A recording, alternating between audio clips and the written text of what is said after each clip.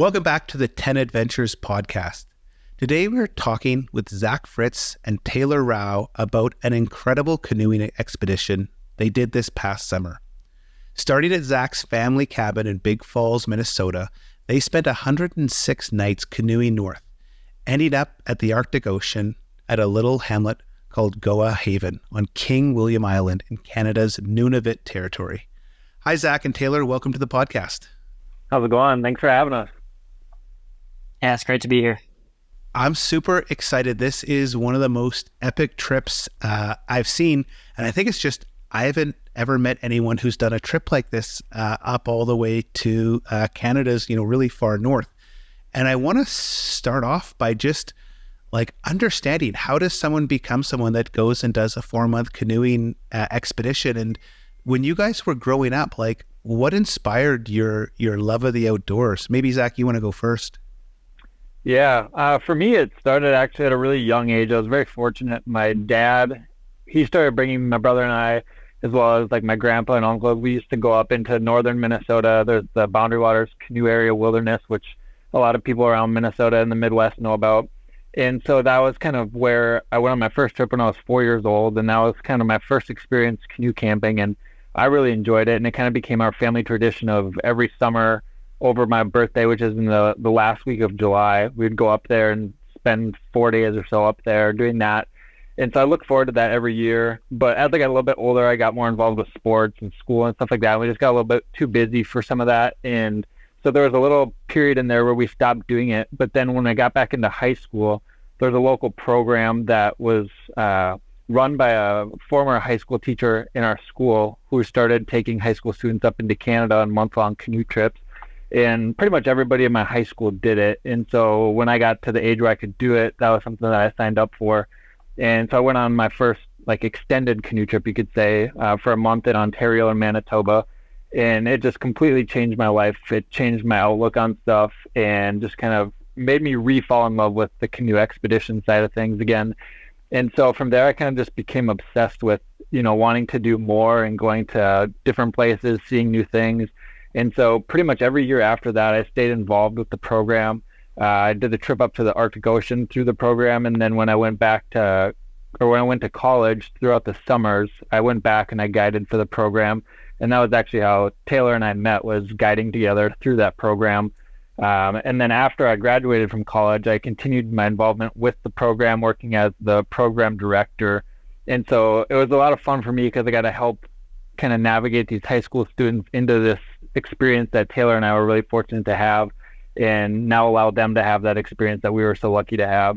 But doing that, we were looking at maps all the time, and it just made me, jealous that I wasn't able to go on these trips anymore, but it was fun to help plan them. And so in the back of my mind, I was kind of always, thinking of, what could be this next big thing that, I'll do in the future. And I mean, we'll talk about it a little bit more here in a little bit, but that was kind of my general timeline, I guess, for me. And Taylor, how did you become this, outdoors person that's doing these epic journeys? Yeah, so I kind of had a little bit of a different story. I wasn't as big into the outdoors growing up. My family kind of went camping. We had the little pop-up camper, but nothing too crazy like a trip like this. So we'd go camping quite a bit in the summer that way, and that got me kind of exposed to it. But when I really started to enjoy canoeing was my first trip through Lay Voyagers. That was in 2015. Never really knew anything about canoeing at that point, never been on a trip. But as soon as I went on that one, I knew that it was something I had to do more. And 2 years later, I was back doing my next trip. So fast forward probably 7-8 years after that, and Zach kind of approached me and asked to go on this one. And at first I wasn't, I guess, super on board. It was something I was like, holy cow, that sounds crazy, but I don't think I have the time for that. And give it a couple days, kind of set in that I don't think I'll have this opportunity again, and just thought I would jump in and do it while I was still young. So yeah, I mean, the Lay Voyagers experience kind of gave me that love for canoeing and passion to really get out there and get into that deep wilderness where you don't have people close by, you don't have those resources in case of emergency. It just is a totally different experience from going out and setting up a pop-up camper and having a water spigot maybe 10 yards from you. It's just not the same. And yeah, after that first trip, I was like, this is what I really enjoy. This is where I need to be. So Les Voyageurs is an organization that takes high school age students up on these long wilderness trips. And I'm really interested, like a lot of people at high school spend their time in the city on their phones, constantly online. What are the benefits you saw yourself, Taylor, of kind of spending this time in these remote areas where you're not bombarded with, stuff on your phone 24/7? Yeah, it's different for sure, but it makes you realize how fast we kind of live our lives here and how much stress that we kind of put onto ourselves that really isn't anything to really stress over. You give it a week after this trip and you come home and it's like all these problems you had before you left are just not a big deal. You realize how much you really appreciate like all the little things, all the luxuries we have in our life, and how good we do have it when sometimes it doesn't seem so. But yeah, it just really brings you back down to earth and helps you appreciate the little things when you might have been overlooking them before, something like that. As Zach, you mentioned it kind of changed your life when you got back into canoeing, and you would have been 16 or 17 years old. How did it change your life? Yeah, I mean, I think it's a similar experience for a lot of people who have gone through the Les Voyageurs program, but I mean, also a lot of other programs that are out there across the world. But for me in particular, and I think for a lot of other people, it's just you really figure out where your physical and mental boundaries are. I think when we're back home, we don't have a lot of that stuff that really pushes us to those outer edges to figure it out. I mean, you have stuff like homework or something like that might be a little challenging, but it's not something that, is truly pushing you to those physical and mental limits in a lot of ways. And so I think this unique experience does that. And again, you're in places where, you don't have that support system that you might have in the city, like family and some of your really close friends, because you might be with a new group of people or something along those lines. And so you can't always have those people that you would normally go to get that support. And you have to kind of dig down deep in yourself and find that and, motivate yourself essentially to get through some of those things. And you find that a lot through the long portages or, long days of traveling. And so I just think it's a experience that you can't replicate anywhere else. You just have to go out there to experience it. And it just kind of simplifies your life in a lot of ways. And again, like Taylor was saying, it makes you appreciate the things that you have, and you just learn a whole lot more about yourself that you can't really find anywhere else. You've written about kind of the impact of wild places and adventure, and we're losing wild places. It's hard to disconnect. What is it for you, Zach, about wild places that is just so impactful and draws you back to them again and again? Yeah, I think it's just the abundance of wildlife. You get to kind of experience the landscape like as it's supposed to be. You don't have the human impact on it in a lot of these places. Some places, depending on where you are, you might see a little bit of it. But I mean, through our experience, we could talk about some of our encounters with wildlife or the landscape a little bit later. But we were really able to see it, it almost was like we were on the outside looking in, and some animals and the landscape just had no idea that we were there. And so it was really cool to have that unique perspective. And again, like here in the U.S., there's a lot of places that are not wild. And we were talking about that before we started the show, and how Canada is a really unique place because it does have a lot of that kind of undeveloped landscape, especially the further north you go. And so I think just realizing that we're losing so much of that at a very quick rate, the more that people can kind of understand the importance of keeping these wild places as they are, not only for environmental reasons or for wildlife, but just for the human experience as well, I think is really important. Taylor, you talked a little bit about the genesis of the trip, and what was it like? You get a call or an email from Zach, and what were you thinking when he said, let's go spend 4 months, cycling these super remote places? Yeah, like I kind of mentioned, at first it wasn't something that thought was even really that feasible for me at the time. But I was just kind of finishing up school. I had about a year left at that point. Knew I didn't have too many responsibilities for me back home. And I was like, this is just the time to do it. I can't not take this opportunity.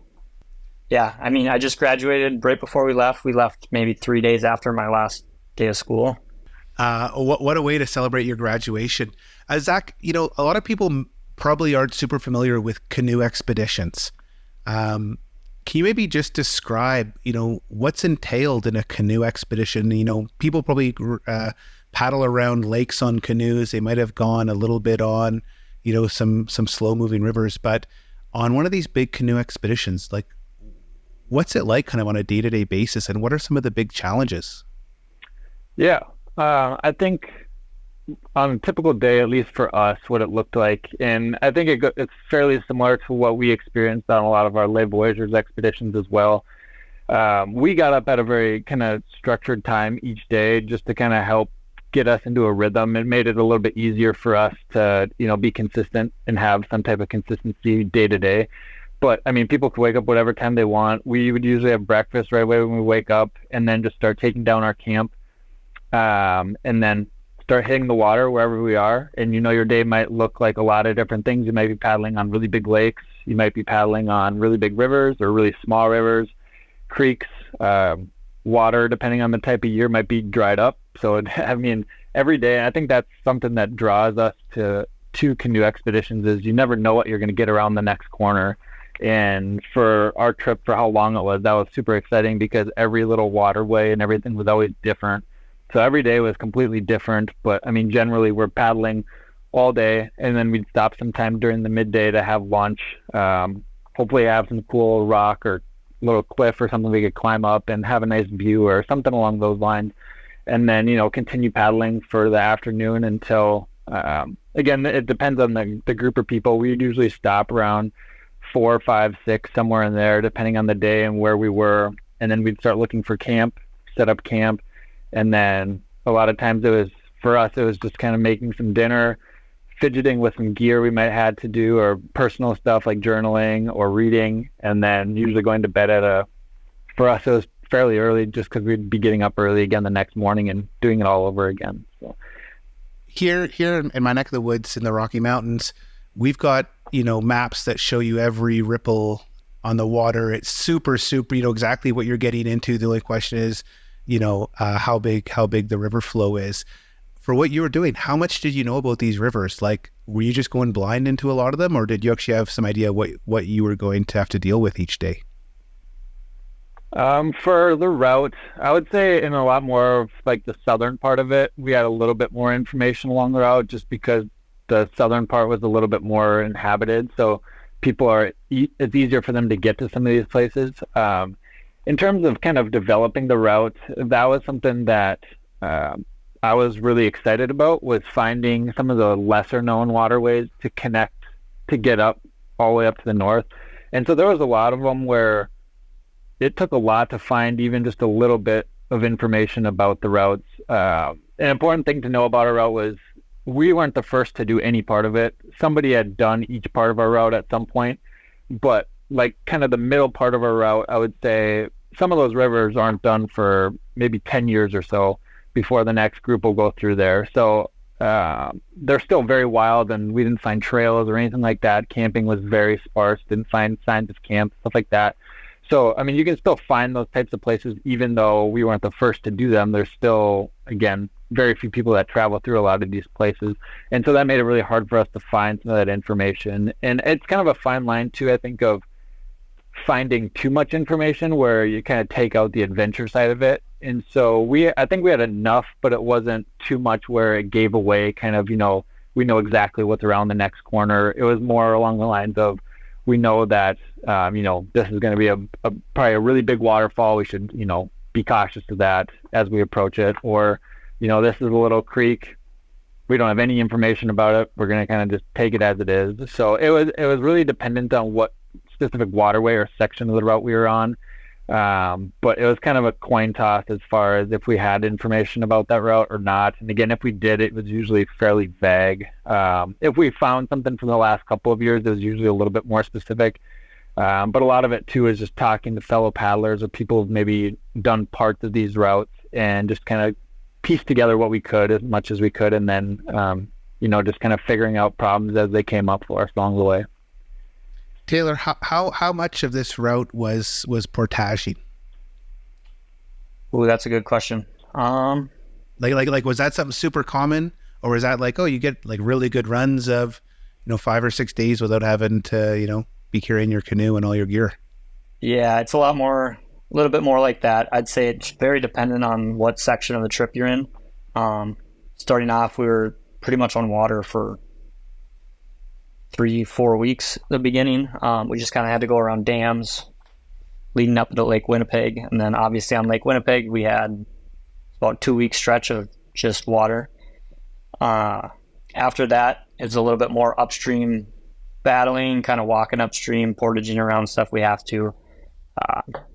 But yeah, it's just really dependent on where you're at in the trip, because there's some days we were on those bigger lakes for 3 or 4 days straight, either coming off of a river or going into a river. So it could be 4 or 5 day stretch without any portaging, and then could be 3-4 days of really hard, really long days. Just kind of depended on the spot in the trip. And as you went farther north, I've actually never been to Manitoba. I don't know if I can be a Canadian having never visited Manitoba. I used to spend all my summers in Saskatchewan as well, which makes it even worse. But my kind of assumption is there's probably lots of people on that southern part where you're seeing settlements, you're seeing signs of people in southern Manitoba. But when you get above Lake Winnipeg, does it change in terms of how wild it is? Or are you still seeing farms and you're still able to see people and maybe train tracks and stuff like that quite regularly? Yeah, so the beginning was definitely pretty populated leading up to Lake Winnipeg. Towns, people, bridges, left and right. Once we got onto Lake Winnipeg, though, we saw one group of people going out to fish. It was just the commercial fishing opener that day. So we saw one boat with 2 guys in it. And after that, we didn't see anybody that 2 week stretch we were on Lake Winnipeg. But then, there was still a few towns for the 3-4 weeks leading it after Lake Winnipeg that we had a couple communities we passed by. But even then, it was 3 or 4 days stretch without seeing a sign of anything. Surprisingly enough, probably two weeks a week toward the end, we ended up seeing a mining road that we didn't realize was going to be there. We knew there was a mine nearby, but didn't realize that there was a road with big, heavy semi-trucks driving down it. So that was really surprising to see. But yeah, other than that, the last month for sure was just barren. Absolutely nothing. No signs of roads, no signs of train tracks, just wilderness. And that was the section in Nunavut? Yeah, most of that would have been in Nunavut following Casba Lake. And right at Casba Lake is kind of where we came out of. Was it Ontario into Nunavut, Zach? Or did we sneak back into Manitoba just for a few days? Yeah, we snuck into It was a weird part where it was kind of like the 2 provinces and territories all met together. So we were in the northern Saskatchewan, then we snuck into Manitoba for a couple days. And then we had 2 days in Northwest Territories, and then we went back into Nunavut. So there was a little bit of a snake there in a bunch of different territories and provinces. Zach, how does the landscape change when you get up north? I think we all have an idea what kind of southern Canada looks like, but so few people have ever seen, Northwest Territories, and even less have seen Nunavut. Can you maybe describe, what you're seeing as you're paddling down these rivers? Yeah, so from the very beginning, we started pretty much in the boreal forest, and so that was what a lot of the first half of our route looked like, was the boreal forest with a lot of pine trees and a lot of the wetland areas. And then obviously with the big lakes, it was a little bit less exciting, where one side of your horizon was just open water, and then the other side would be trees and rocks and all that kind of stuff. We kind of were making jokes as we were paddling Lake Winnipeg. It's like the first half of Lake Winnipeg, we had all water to our left and landscape to our right, and then we finally crossed this little pinch, and then we had all land to our left and then all water to our right. So it was just weird to have, almost like you're on an inland ocean for that, which was really cool. Again, it was a long, hard part of our route for us as well. And then as we kind of kept progressing north, it was kind of interesting going into Manitoba, Saskatchewan, and then back into northern Manitoba. There was kind of a lot of change there where, again, we're in the boreal forest, but then you kind of dabble back into some of the deciduous forest and we could tell when we were getting near the prairie again because we'd get some different types of trees and it would be a little bit more open. And then we kind of went back up into northern Saskatchewan, northern Manitoba, and you could tell that the elevation was changing. It was getting a lot more of the rolling hills. There's a lot more bluffs. And so the scenery was starting to elevate as we got further north too. And then at a certain point, once we got into Northwest Territories and Nunavut, you just start to see the trees slowly disappear, and then all of a sudden one day you just don't see trees anymore, which is kind of cool. You just kind of start to see scattered trees, and then all of a sudden they're gone, and then all the hills and mountains and everything are just barren. We called them mountains. I'm sure it's subjective to some people. Where we're from is totally flat, so they look like mountains to us. To some people, they're probably not. They're maybe just really big hills, but big hills, mountains, bluffs, whatever you want to call them. The Arctic, in my opinion, is a very underrated place. It's a very scenic, open country. There's a lot of cool like sand beaches, a lot of rolling esker hills that are full of sand, and then you have the big hills and clear rivers and water. So it was really cool. And then obviously with all of that, the wildlife is changing throughout it because you're in different ecosystems and landscapes too. Can you maybe just how prevalent is wildlife? Like, are you seeing it regularly, or is it still like, we know the northern part of Canada is kind of barren in terms of people living there, but is it also barren in terms of wildlife? Yeah, we saw a tremendous amount of wildlife along the whole way. And it was changing the whole way we were going up. So, I mean, at the beginning, we were seeing a lot of things like, I would say one thing that was consistent throughout the whole trip was the amount of waterfowl and birds that we saw, like geese, swans, ducks, all of that. Every day was just a crazy amount of them, no matter where we were. And we were kind of following them like as they were moving back north for the summer. But then as we got towards the end, they were also starting to make their way back. So we were kind of with them somewhat throughout the whole trip, which was really cool. And some of the species were changing along the way. But I mean, further south, we were seeing a lot more of like beavers and otters and muskrats and stuff like that. The first half of the trip, we saw a ton of black bears, which was really cool. Every few days, we'd see them just kind of roaming the banks of the shores, which was really fun.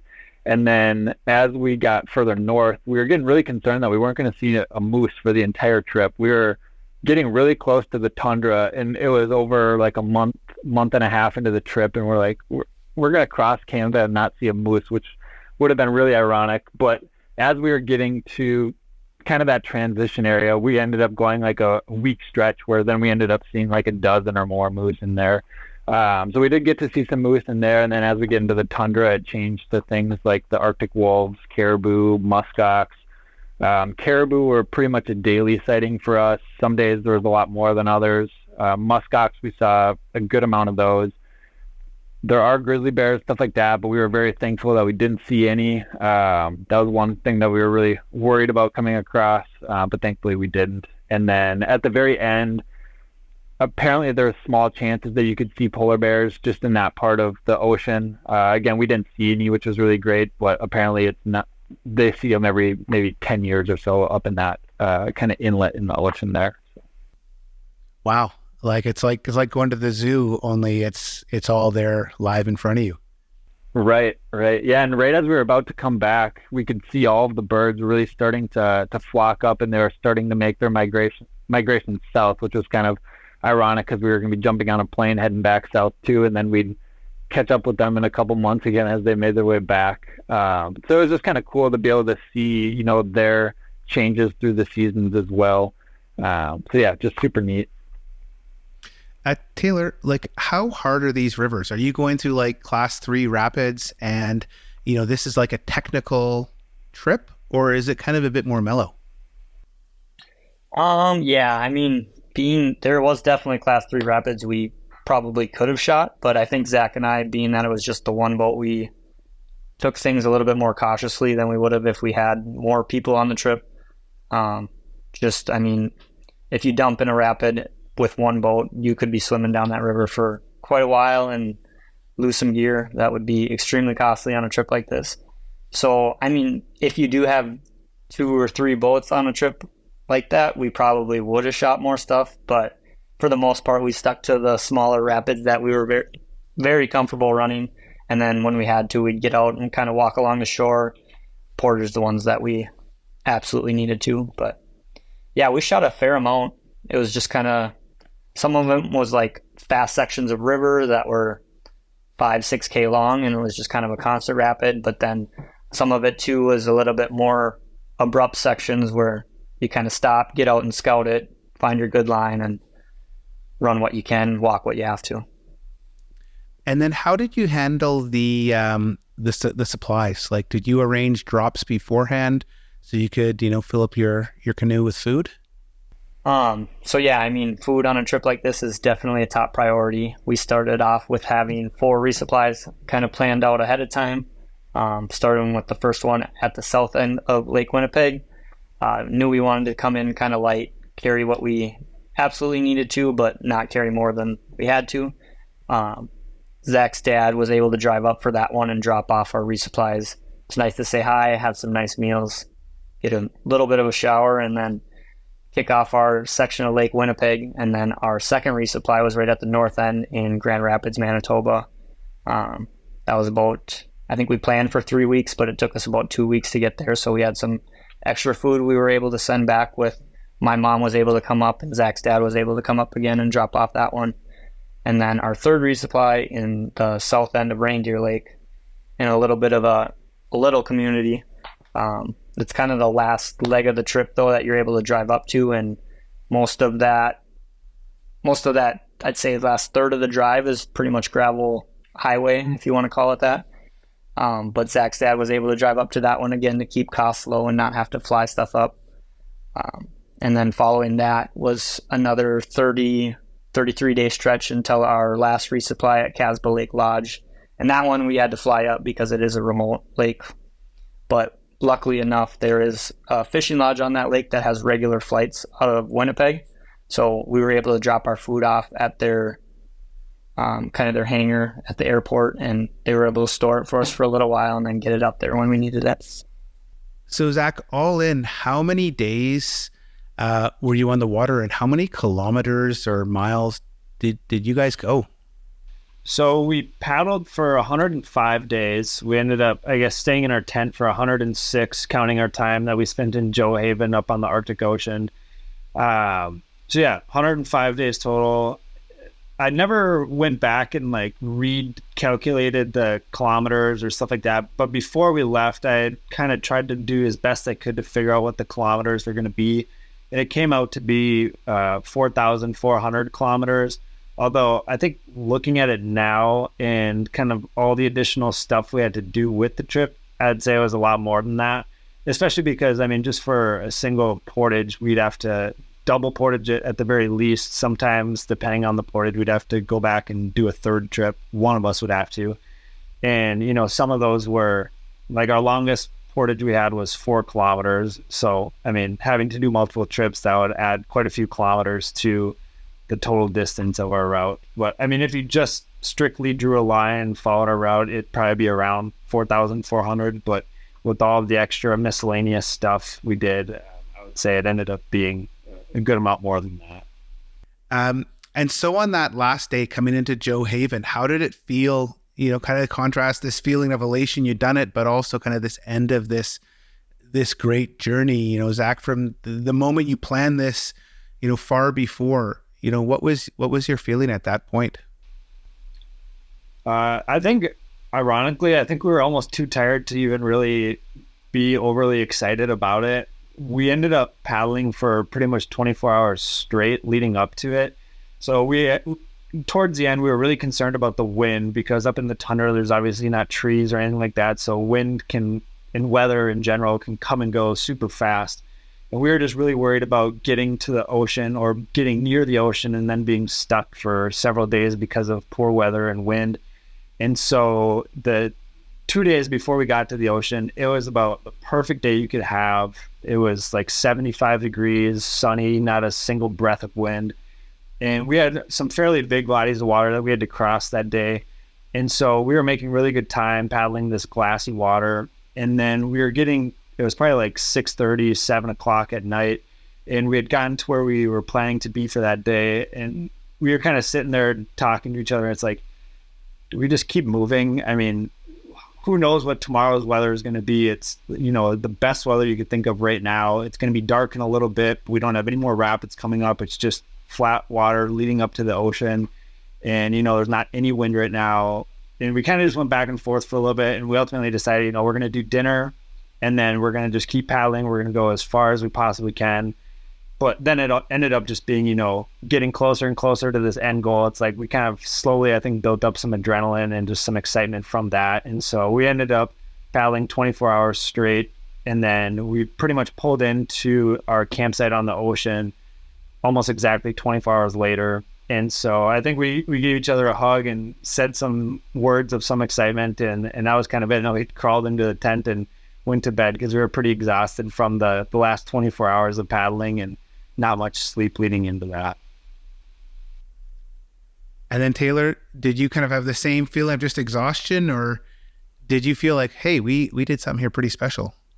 Yeah, I feel like it was kind of, we got there. It was just, at that point, we were so tired that I don't think it really hit me until even a couple days after I'd been home and kind of got off that last flight.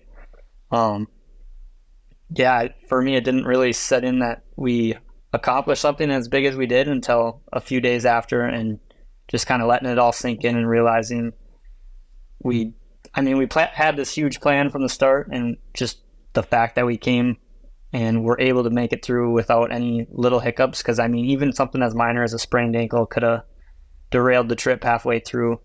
But yeah, it's crazy to think that so many little things had to come together and we were able to make it happen. And do you feel this trip has changed you in any way? Is it coming back after 4 months in the wilderness? Do you feel like you're a different person, or do you think you'd been changed from all your previous trips, that this was just kind of an extension of what you'd already done? Yeah, I would say there is some change, but definitely not as drastic as like that first trip. That first trip for sure kind of brought me back, and I really connected with myself, kind of figured out who I was. I was still 15, 16 at the time, so I was young and had a lot of stuff to figure out yet. But I think that trip really helped me realize where I want to be, my priorities. And then following the trips after that, it's just kind of reinforcing that belief that I already kind of figured out on the first trip, kind of setting me back into what's important, what actually needs my attention or stress, when I'm always kind of wasting on something that's not really as big a deal as it necessarily needs to be. So there's people in their 50s and 60s who haven't kind of figured it out. At the age of 15, you kind of did. For you, what was figuring out? What did it mean for you? How did you change from a 14-year-old who was, hadn't figured it out, to a 15-year-old who kind of had a better understanding of who they were, or maybe the life you wanted to lead? Yeah, and I feel like maybe my upbringing too was a little bit to play in that, because I guess my dad, he's always worked on the road. He comes home maybe once a month for a weekend, but for the most part, he was kind of gone growing up working. So I think that made me kind of realize at a young age too that it's really important to pull your weight. It's really important to help out when you can and not put more work onto other people than you might have to, I guess. So kind of coming into that first trip, it's okay, just kind of see the things that maybe need to be done and doing them without being asked. That's kind of a big part of that first trip, is just teaching the high school age kids that you're not always going to have somebody there taking care of you. Obviously you have the support system around you if you need it, but it is important to kind of learn that you can do all this stuff on your own, and that you don't need everybody to kind of help you out, or I guess hold your hand with something that you can kind of figure out on your own. So I think that just kind of set me up to go out there and figure out really what I want to do. At that age, I don't even know what I was thinking I wanted to be when I grew up, but yeah, it's definitely not kind of where I'm at now. And I'm glad the trip was able to set me up and really put me on the right path towards who I want to be and who I want to become. Zach, you're involved, in a senior level with Les Voyageurs. You've been a guide with the program before, and obviously you and Taylor have had great experiences through it. But do you feel that's consistent for all the kids who come through? And like what I hear from Taylor is there's like a sense of confidence that you can take care of yourself. And I'm sure there's I take my kids up backpacking in the mountains, and just getting them off of devices and getting them just smelling the air and seeing animals, it kind of like just chills them out. And it's a great time for us to we communicate so much better. Do you see stuff like that where maybe, these teens are having more authentic conversations or be able to be more real to each other? Yeah, absolutely. I do think that if not everyone, the vast majority for sure experiences that. And I think you could talk to anybody who's been a guide for that program, or even some of the other programs that exist. They'd probably see this as well, where you see who they are before they go on this trip. And the Les Voyageurs program is really unique because they're involved with the whole preparation period. It's not a program where you show up the day you leave on the trip. They're preparing for the trip 2 or 3 months before they even leave, and they're dehydrating all their food. They're planning their route. They're learning all the skills that they need to. So they're very involved with it from the very beginning. And so the guides get to develop this really unique relationship with the participants. And you get to see who they are when they first show up to a meeting. And they're probably not the most confident people in themselves or the most social people. And then as they get to know each other, they start to break out of their shells. They start to realize, what they're good at, what they're maybe not as good at, what they need to practice, and all that kind of stuff. And so you just get to see them then go on this trip, and you can just watch them every day you can see them figuring out, who they are as people, and pushing themselves over these barriers that they're coming across on a day-to-day basis. And so the person who they are at the beginning of the trip and the person who they are at the end is always a very drastic change. And I was really lucky when I was working as the program director to, see it from a different perspective as a guide. I wasn't on the trip with them. I just saw them when I was bringing them up, or when they were preparing and then dropping them off for their trip. And then a month later, I would go back up and pick them up and all the crews. And you can just see, just from picking them up, how drastically changed each individual person is. And they're all so happy and excited. And like you said, it's almost like a calming thing just being out there for these young adults. And it's, I think, a good breath of fresh air for them, especially as we've gotten into the generations that have grown up with the technology. I think it's especially important for them. And it's just unique because other than when they were really little, which they probably don't remember being that young and not having phones, what that was really like, but now they've spent so much time on phones or devices, and then having this big chunk of time without it, you can see them kind of like rethinking some things, which is really cool. I'm sure there are some people listening that are interested in this program, maybe for themselves or their kids or their grandkids. Zach, what's the process if someone, wants to do one of these trips? Is it like an application? Do they have to have experience? Is it, super expensive? Is it going to be affordable for just a regular middle-class kid or family?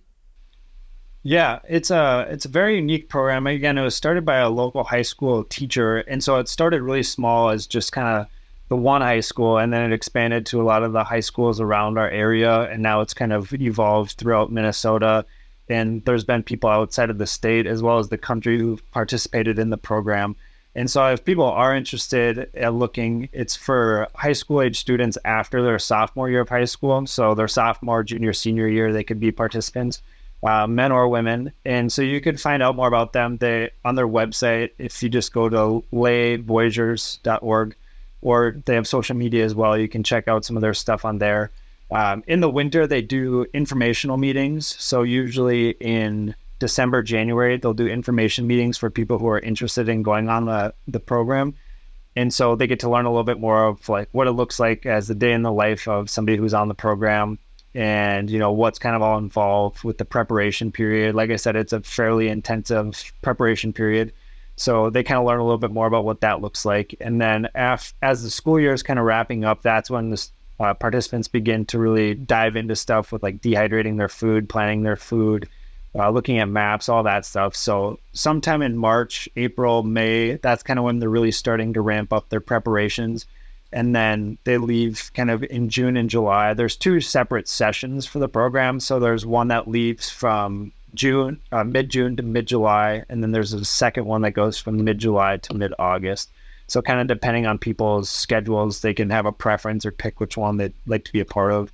And there is an application process. So once you go to one of those information meetings, that's when you receive an application, and then you fill it out and send it by the end of the deadline there. It sounds like an incredible program, in today's society, time spent outdoors. I spent my summers on the family farm and then camping in the Rockies, but I think just time spent outdoors, it's so good for kids. And this just seems like a wonderful program. Zach and Taylor, thanks for coming on the show to share your journey. It's just such an epic journey to spend all this time, go, all the way south to north through Canada. And it's been great hearing your stories. Where can people find out more about your trip? I know you have a lot of writing online. Is there a website or is there any social media? Yeah, there is a website. It's www.theroutelesspaddled, just one word, no spaces.com. And then we do have Facebook and Instagram. Most of the, I'd say, more in-depth stuff is going to be on that website, though. There's a lot of good blog posts Zach wrote up, good photographs. You can also see those on Instagram too. But wicked. So I'll share links to all these different websites and social channels as well as Les Voyageurs in the show notes. And with that, thanks everyone for listening to this episode of the 10 Adventures podcast. We'll be back next week to explore the world and hear about more epic adventures.